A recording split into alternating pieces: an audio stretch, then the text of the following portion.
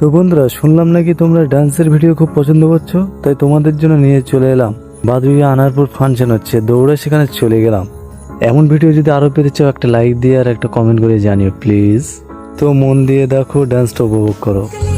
आशिक मेरा जाने निकला बातें का खाली निकला इतना क्या सोच रहा जल्दी तो हीरो बन के आना सबकी बारातें आई